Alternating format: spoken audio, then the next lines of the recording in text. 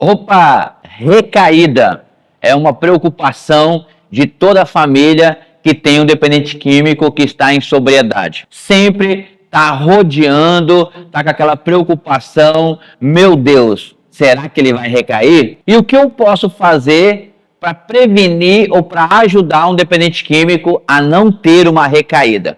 Bom, esse assunto ele é bem complexo, bem delicado, então já compartilhe isso aí com outras pessoas, com outras famílias, que é de extrema importância para você, familiar, fazer uma leitura daquela pessoa que está em abstinência, quais são os gatilhos, quais são os sintomas, quais são os sinalizadores que vai levar ele a uma recaída. Isso ajuda muito, tá bom? Então vamos falar hoje sobre esse processo que leva o indivíduo a voltar ao uso, cada um da substância de preferência. Ele apresenta vários sinalizadores, só que são muito sutil e quase imperceptível para quem não tem um convívio ou tem uma atenção mais aguçada em cada detalhe da vida de uma pessoa que está lidando e lutando com a sua recuperação, com a sua sobriedade. Constitui-se um desafio, de entender como funciona o tratamento, como funciona o tripé do tratamento, que é evitar pessoas, evitar lugares e evitar comportamentos. Então, quando você começa a identificar esse tripé todos os dias na vida daquela pessoa, e quando ele quebra um desses e você começa a perceber que está tendo uma disfunção, ali é a doença ganhando força dentro daquela pessoa e automaticamente pode interromper o estado de abstinência e levá-lo ao uso da substância novamente. O principal objetivo, é prevenir, é ajudar. Mas para isso, você precisa estar atento a algumas situações. Por exemplo, a pessoa que está em abstinência, ela tem uma tendência, devido a todo um histórico de vida improdutiva, parada, fora do mercado de trabalho, sem dar uma resposta à altura das expectativas das pessoas. Quando ele entra em sobriedade, ele tem uma tendência de uma alta eficácia, de conseguir dar uma resposta às expectativas das pessoas que estão olhando e acompanhando ele. Então ele precisa mostrar que está bem, ele precisa mostrar que está em sobriedade, e essa autoeficácia, essa autoconfiança, ela é uma linha perigosa também, porque essa autoconfiança pode levar ele a se colocar em situações, em lugares, em relacionamentos, e ainda ele não está preparado para enfrentar aquilo lá. Junto com essa autoeficácia, qualquer resultado negativo da sua produção pode desmotivar ele, pode já começar a ter o primeiro gatilhozinho.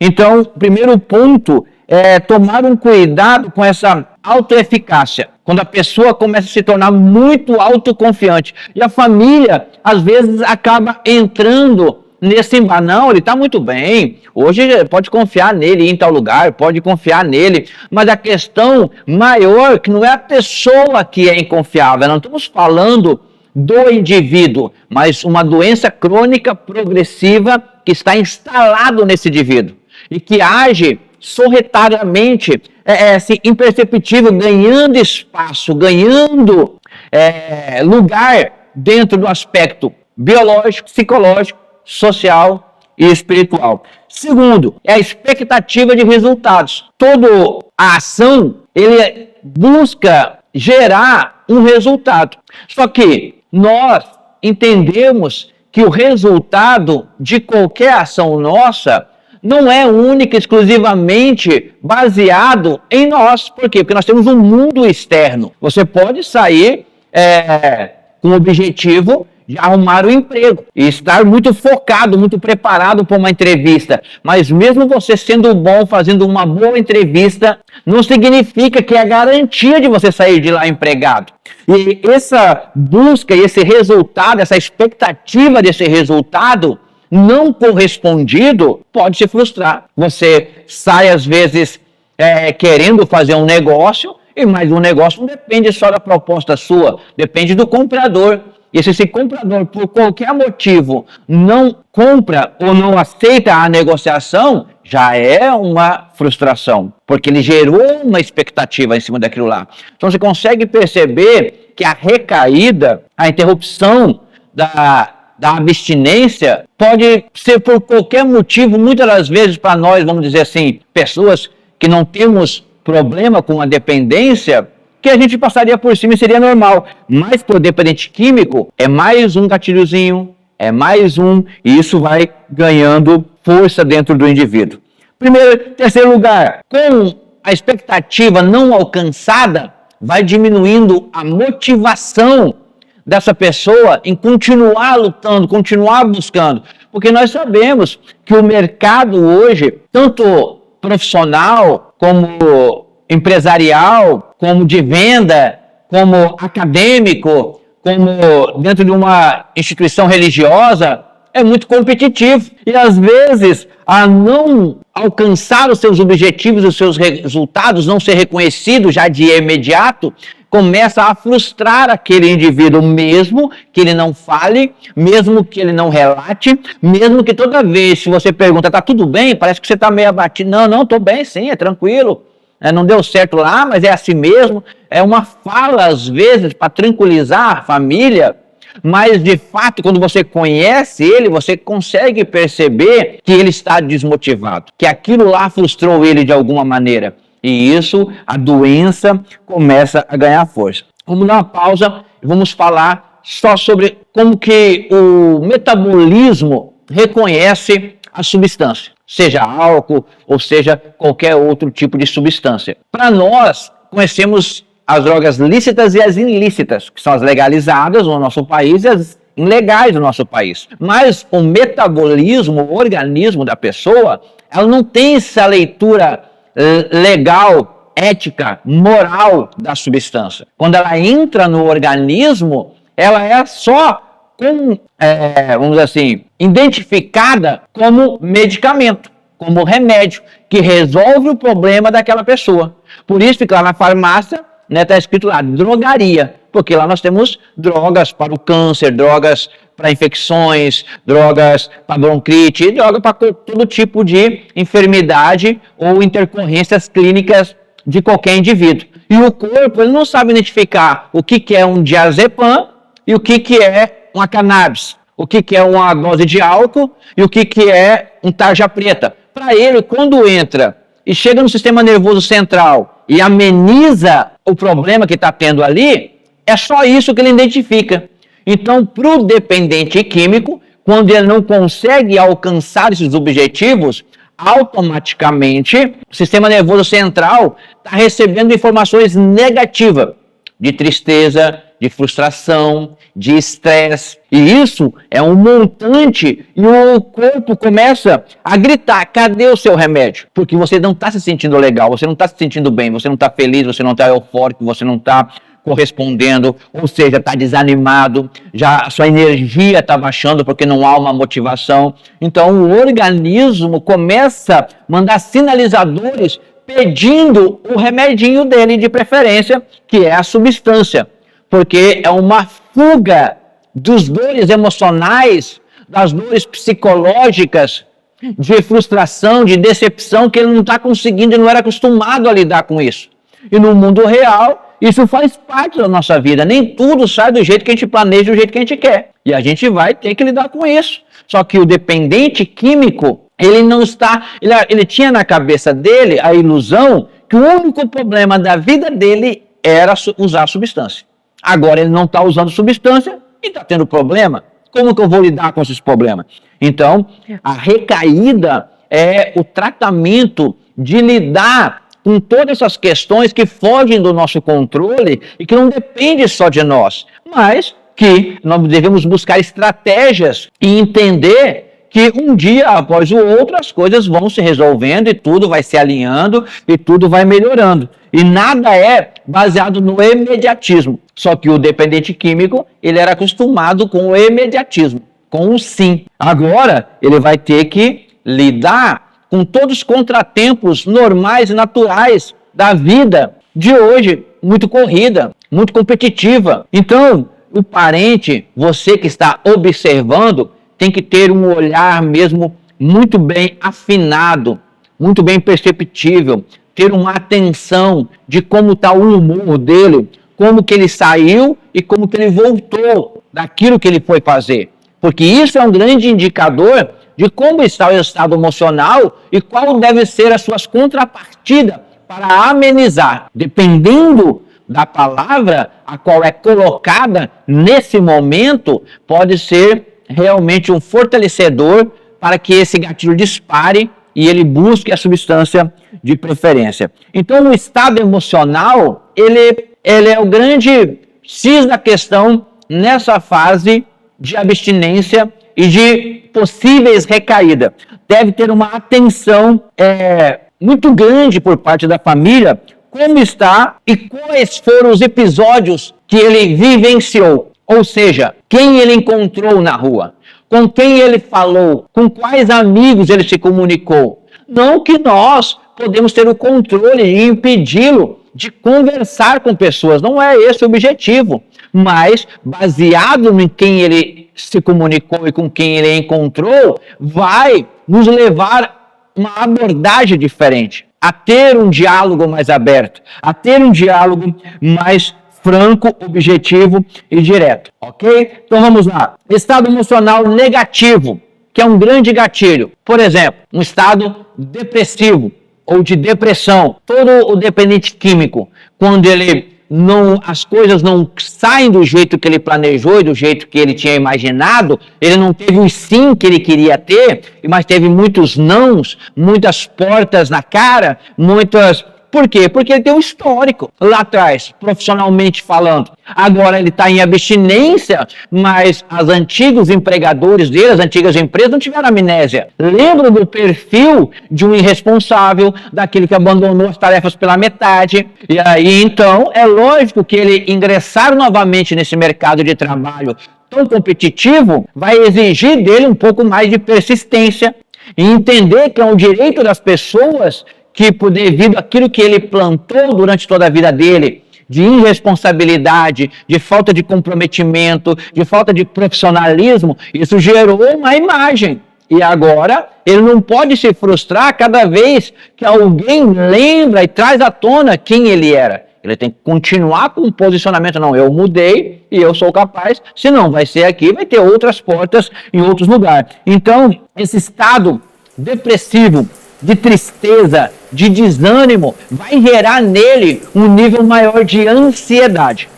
Porque quanto mais vai ficando mais difícil, não estamos falando do mercado de trabalho, mas isso vale também para relacionamentos. Geralmente, às vezes, o dependente químico que já teve um relacionamento e foi frustrado por causa da sua vida de uso de substância, ele tem na cabeça que agora que ele parou de usar substância, ele pode ir lá e retomar aquele relacionamento.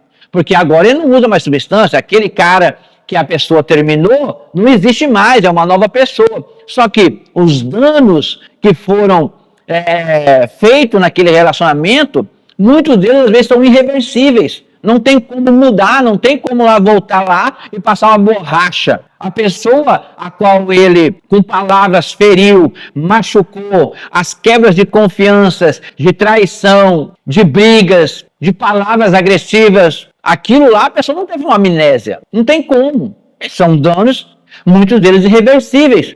E essa tentativa de retomar esse relacionamento vai gerar uma frustração. E isso vai gerar um nível muito grande de ansiedade. Nós estamos falando de gatilhos que levam o indivíduo a ter uma recaída. Por isso a importância, um acompanhamento pós-tratamento, para que ele possa falar do que ele está acontecendo com o seu emocional, com o seu psicológico, até mesmo com as suas conquistas frustradas, de tentativas frustradas. É muito importante mesmo. Por quê? Além da ansiedade excessiva que vai gerar nele, devido a tudo não estar saindo da maneira como ele tinha colocado na cabeça dele, agora não uso mais substância nenhuma, tudo vai dar certo. Mas não é bem assim. Então, junto com isso vem o quê?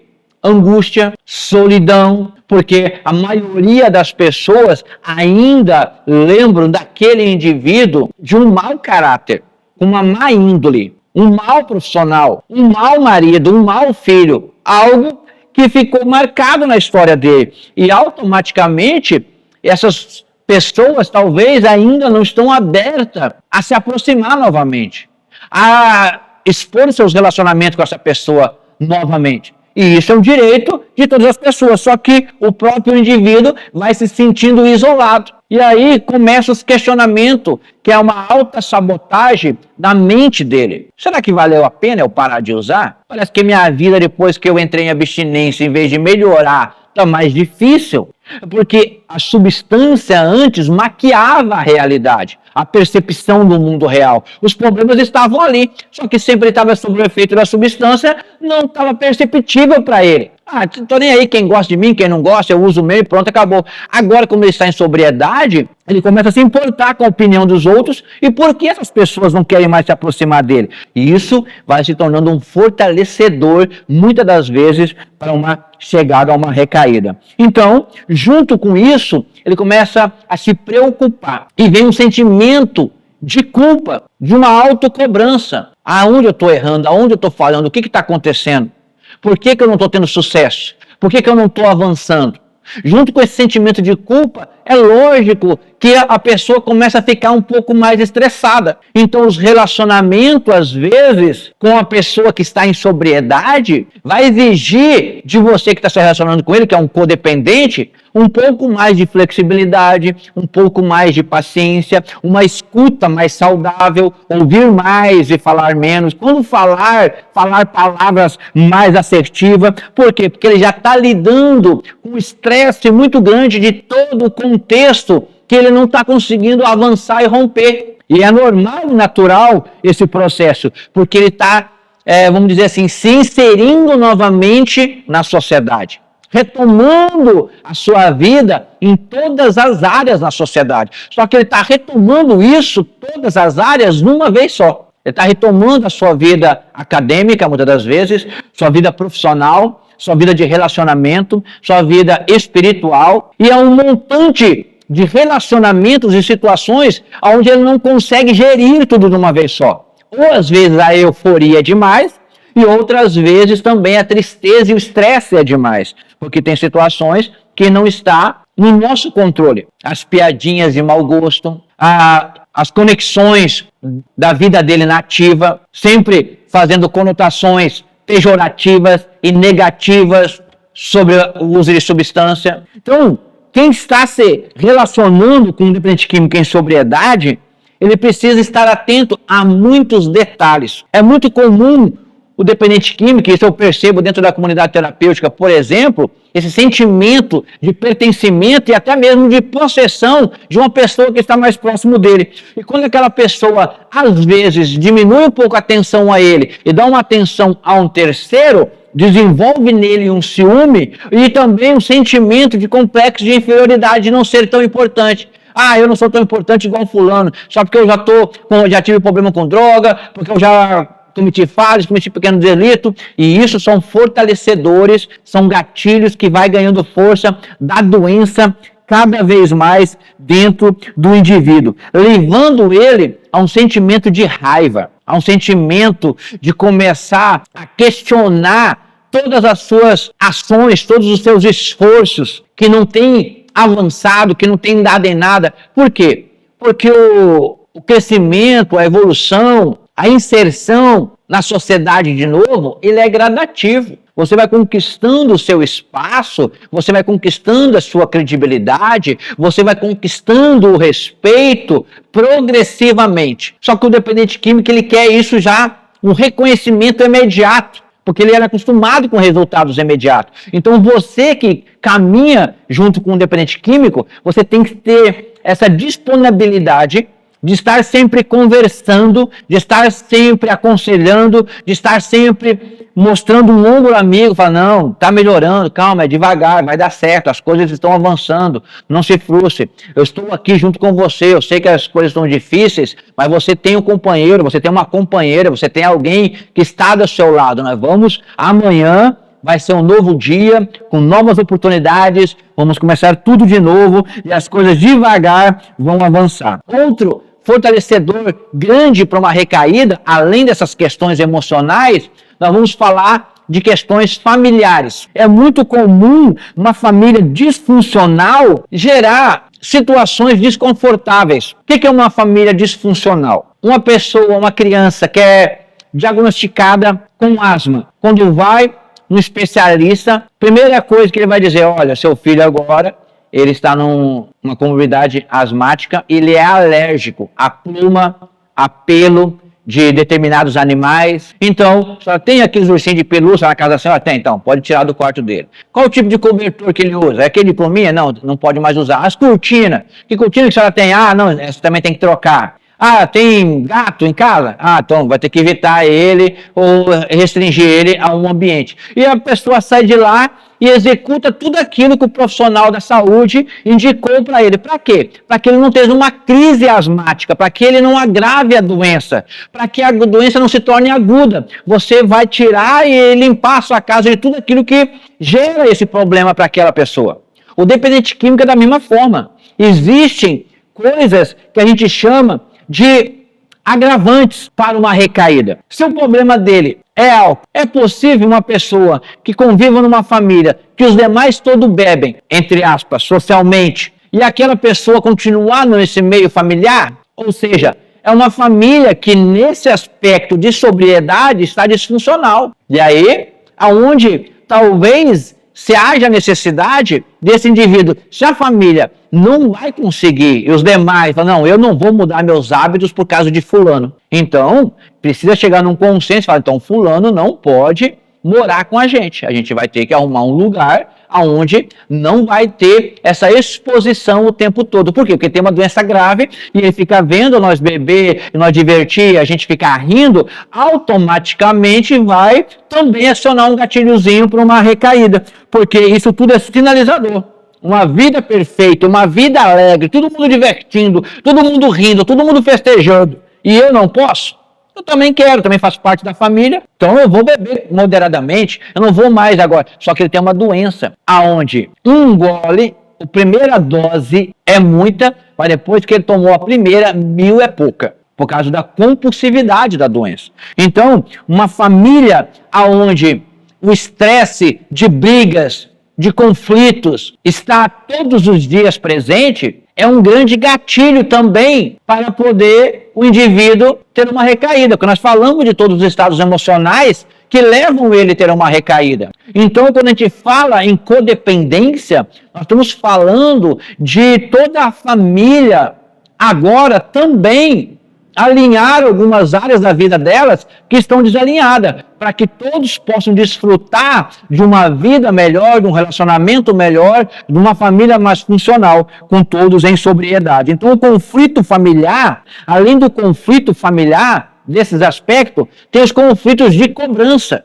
Antes, quando ele estava na ativa, era uma liberdade excessiva, uma permissividade excessiva. Agora não, você está em sobriedade, agora você tem que fazer isso, fazer aquilo, e começa a cobrar resultados desse indivíduo, mas não leva em consideração ainda as características de evolução dele em determinadas áreas. É lógico que se ele participou de um programa dentro de uma comunidade terapêutica, muitos desses fatores já foram alinhados disciplinarmente com horários, com regulamentos, com trabalho, com laboterapia, com responsabilidade, com comprometimento, com participação em grupo. Esse é o papel da comunidade terapêutica, é tornar o indivíduo uma vida funcional, para que quando ele chegue em casa, ele continue. Mas o indivíduo que entrou em abstinência em casa e não foi tratado todas essas áreas, a família vai ter que ter uma percepção que vai ser uma coisa gradativa, para ele retomar de novo as suas responsabilidades, as suas funções. E eu não estou falando de um comodismo, de uma linha de conforto, deixar, não toque nele, não fale nada. Não, mas uma coisa de cada vez, para que não gere um conflito nesse excesso de cobrança e de resultados, porque ele vai querer corresponder, vai se frustrar, e aí sim ele pode ter uma recaída, ok? Então nós precisamos entender que todas essas dificuldades de relacionamento também vai chegar nas questões financeiras. A gente sabe que todas as questões financeiras, a gente precisa tomar um cuidado. Por quê? Porque para ele começar a contribuir com resultados financeiros, com dinheiro, vai demorar um tempo, porque toda a vida dele estava disfuncional. Então precisa um pouco mais de tolerância nesse sentido de cobrança, levando em consideração as suas características físicas, psicológicas, emocionais e até mesmo profissionais e de saúde. Talvez os primeiros dinheiro, o primeiro recurso que ele entra, são tantas áreas da vida dele que precisam ser alinhadas, consertadas, e de exames, e de consultas, e de tratamento dentário, tantas coisas que contribuem para a autoestima, para que ele possa ser competitivo, para que ele possa ser inserido dentro da sociedade, que a família precisa também, ainda vamos segurar mais um pouquinho, vamos esperar mais um pouquinho, para que ele possa então, ao seu tempo, começar a retribuir ou até mesmo ressarcir o prejuízo que ele deu. Então, você que convive com dependente químico, precisa entender que são muitas as áreas desse indivíduo que vão precisar ser compensada. Ou seja, é muito complexo, é muito delicado e é por isso que você está tendo acesso a esse material, para poder buscar conhecimento. Mas assista os vídeos mais de uma vez, questione, pare, compartilhe com seus amigos, discutam isso, conversem sobre isso. Aí sim vocês vão conseguir evoluir, melhorar e nós estamos à disposição. Aí compartilhe, vá no YouTube, vá nas nossas redes sociais, tem o telefone, entre em contato, nós estamos à disposição para te ajudar a você agora, codependente, a lidar com o dependente químico. Até a próxima.